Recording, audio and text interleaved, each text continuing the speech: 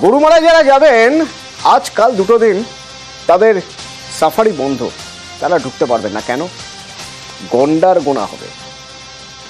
গরুমারায় গন্ডার সুমারি চলছে। কিভাবে সে কাজ চলছে একটু জানবো। আমার সঙ্গে রাজকুমার রয়েছেন। রাজকুমার, এই কাজ কিভাবে চলছে বা চলবে? একদমই দেখো, তোমরা উত্তরবঙ্গের যে গন্ডারের যে আবাসস্থল অর্থাৎ গরুমারা, জলদাপাড়া এবং চাপড়ামারি, এই যে তিন বনাঞ্চল, এই তিন বনাঞ্চলেই কিন্তু পর্যটকদের জন্য 2 দিন বন্ধ থাকবে।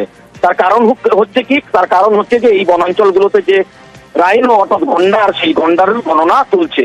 কিভাবে গণনা করছে বনকর্মীরা? বনকর্মীদের সাথে বিভিন্ন স্বেচ্ছাসেবী সংগঠনের কর্মীরা ভোর হতেই কিন্তু একেবারে বনাঞ্চলের ভেতরে ঢুকে পড়ছে। অর্থাৎ সরাসরি চোখে যে গন্ডার দেখছে সেটা তারা নথিবদ্ধ করছে। এবং শুধু তাই নয়, এর এই কাজে কিন্তু ড্রোন উড়ানো হয়েছে। ড্রোনের মাধ্যমেও নজরদারি চলা হচ্ছে, গন্ডার খোঁজা হচ্ছে।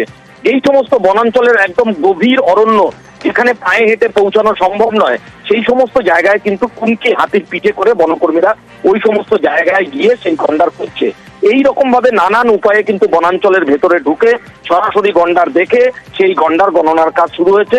আজকে এবং কালকে এই 2 দিন গণনা হবে এবং বন দপ্তরের কর্তারা আশা করছেন যে এবার গতবার যে গন্ডার সুমারিতে যে গন্ডারের সংখ্যা পাওয়া গেছিল তার থেকে বেশি সংখ্যায় গন্ডার পাওয়া যাবে। এবং এই কাজ চলার জন্যই কিন্তু পর্যটকদের জন্য বনাঞ্চল বন্ধ রাখা হয়েছে। অতনুদা, 2 দিনের জন্য গরুমারা জাতীয় উদ্যান বন্ধ রাখা হয়েছে। পর্যটকরা যেতে পারবেন না। তবে এই 2 দিন কাজ হবে। 2022 সালের পর এটা 2025। 2022-এ 292টি গন্ডার ছিল এবং আশা করা হচ্ছে এবার গন্ডারের সংখ্যা আরো বাড়বে।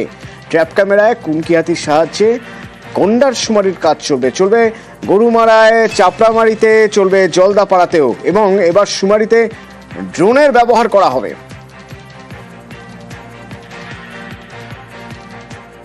রাইনো সেন্সাস স্টার্ট হয়েছে। রাইনো সেন্সাস আমরা জলদাপাড়াতে প্রত্যেক 2 বছর মধ্যে করি। এটা খুব মাসিভ এক্সারসাইজ। সব রাইনো রেঞ্জেসে সাইমালটেনিয়াসলি, মানে সব এক সময় স্টার্ট হবে রাইনো সেন্সাস। 5 যে রাইনো রেঞ্জেস থাকে জলদাপাড়াতে, ওদেরকে আমরা 65 ব্লক মধ্যে ডিভাইড করা হয়েছে based on hit map which we have got from last 3 months। আর তার জন্য টোটাল 70 এলিফ্যান্টস আমরা ডিপ্লয় করেছি। রাইনো সেন্সাস করবে, রাইনোকে লোকেট করবে।